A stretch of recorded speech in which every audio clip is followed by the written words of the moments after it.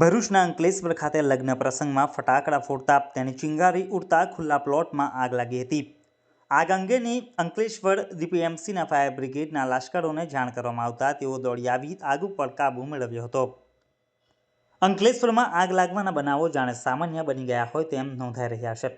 ગતરોજ રાત્રિના એક લગ્ન પ્રસંગ દરમિયાન ફોડવામાં આવેલા ફટાકડાની ચિંગારી ઉડતા વાલિયા રોડ ઉપર આવેલ ઓમકાર એક્ઝોટિકાના ખુલ્લા પ્લોટમાં સૂકા ઘાસ ઉપર પડતા આગ લાગી હતી।